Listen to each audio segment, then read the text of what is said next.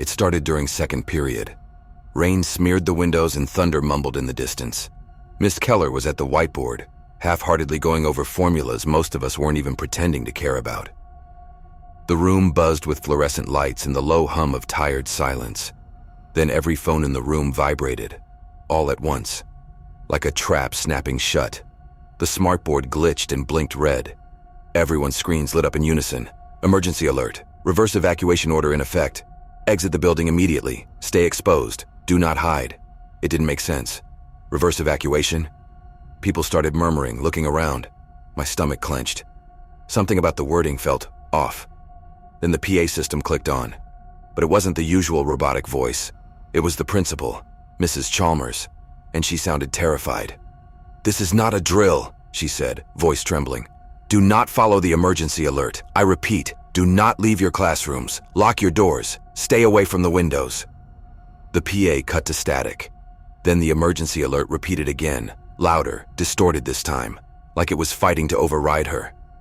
"Exit the building immediately. Stay in open air. Do not hide." Half the class stood up uncertain. Some teachers in the hall were shouting orders. You could hear doors swinging open, sneakers squeaking on tile. But Miss Keller, she locked the door. She didn't speak for a second, just stared at the window like it had whispered something to her. Then she turned and said calmly but firmly, "Everyone sit down." Some of us laughed nervously. A few students protested. "She said not to listen to the alert," Miss Keller said again. "You heard her. That was Mrs. Chalmers. I trust her." "I think she was hacked," someone said. Miss Keller's jaw clenched. "I don't."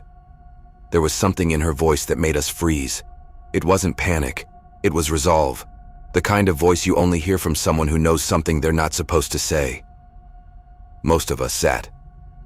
We watched the hallway empty out. Doors slamming, echoing down the corridor. And then came the silence. Real silence. No wind, no rain, no hallway chatter. Just thick, unnatural stillness. And then a sound I'll never forget. A single scream, shrill, fast, cut short. Then another. Then dozens.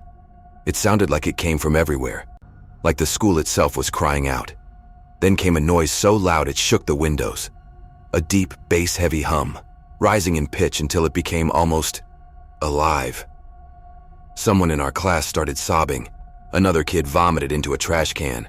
And Jamie, the girl who sat 2 rows behind me, stood up and crept toward the window.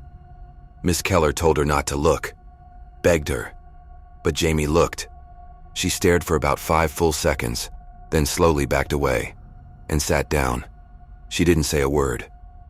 Not that day, not after.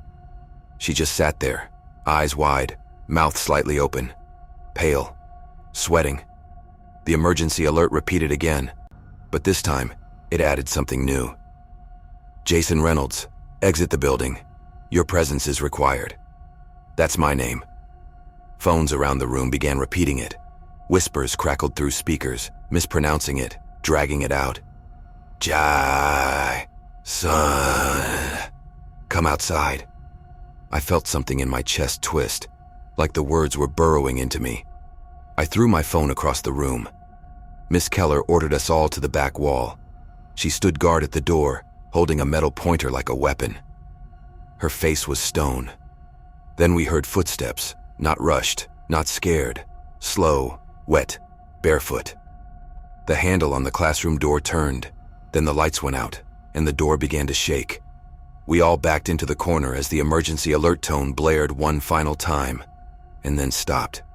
Just silence. The next thing I remember is the lights coming back on. A loudspeaker crackled, but this time, it was a real voice. Human, calm, police. They found us huddled together, shaking. Everyone else, gone. The entire school grounds were empty. Clothes and phones left in the grass. No bodies, just silence. Miss Keller refused to speak to anyone. She was taken away in a black van, not a police van. No markings. We never saw her again. Jamie didn't speak for weeks.